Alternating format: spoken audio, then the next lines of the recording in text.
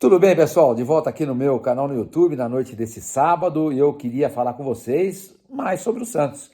O Santos, que é o tema central deste canal no YouTube.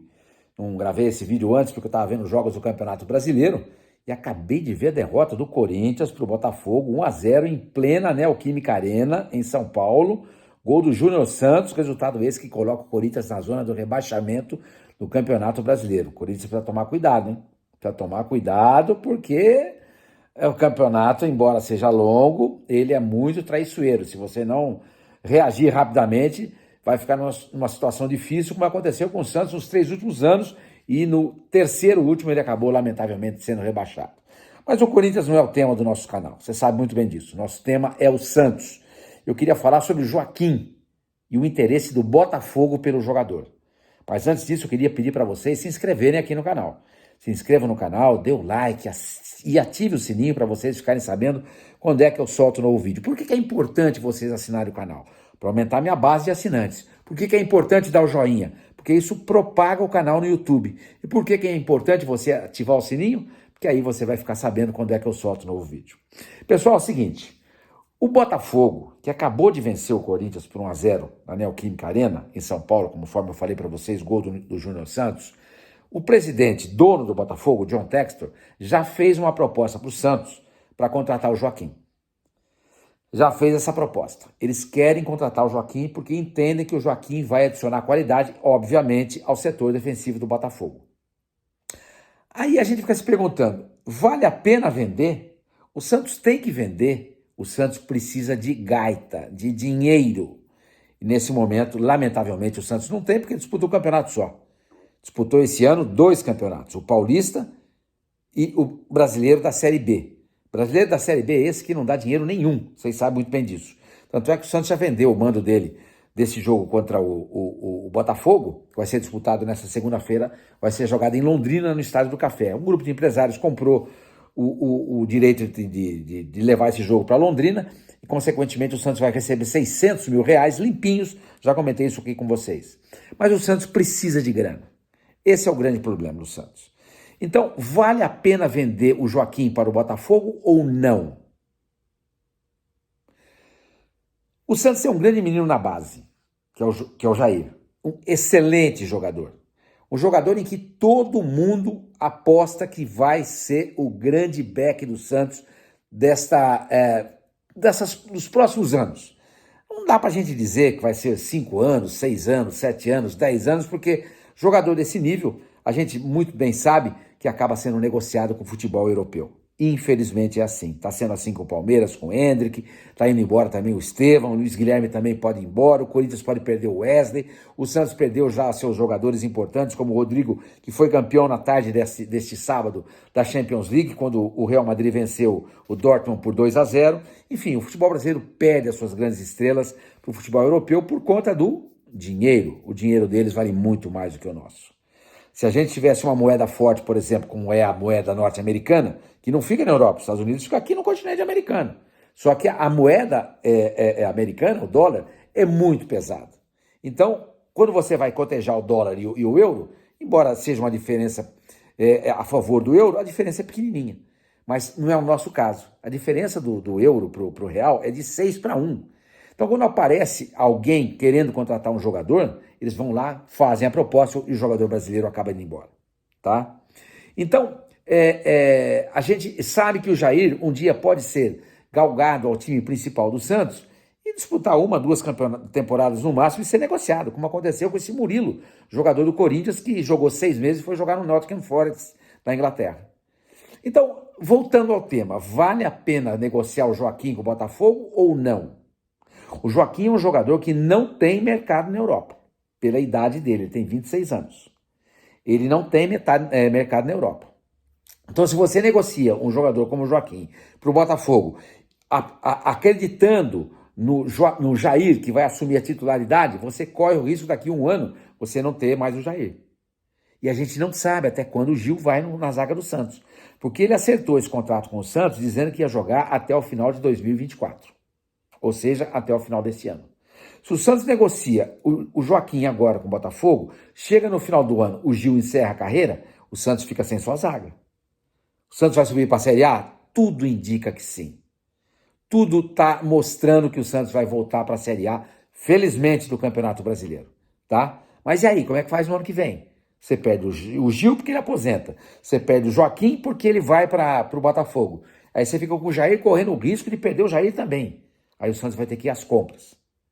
Até porque não tem zagueiro nenhum. O Bastos está voltando do futebol português.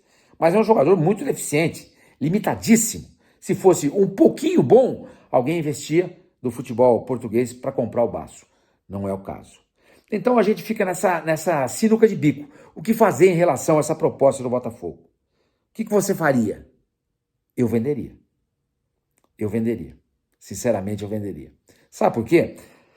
Porque é o dinheiro que entra. O Santos não vai ter dinheiro disponível até o final do ano. Vai entrar muito pouco dinheiro para o Santos e eu apostaria no Jair. Não acredito que até o final do ano o Jair venha a sair. Se o Jair for negociado com o futebol europeu, isso deve acontecer no final de 2025. E até lá, jogando a Série A, o Santos vai ter condições de ter mais recursos financeiros para ir ao mercado e fazer contratações. Tem um menino na base do Santos chamado Samuel, não sei se vocês sabem, é muito bom jogador. Muito bom jogador. É um menino que você pode, de repente, acreditar que possa vir a ser no futuro um Jair. Pode, por que não? Aliás, e por falar em base, o Enzo fez 4 gols na vitória de 9-0 do Santos sobre a Portuguesa Santista no Paulista Sub-20.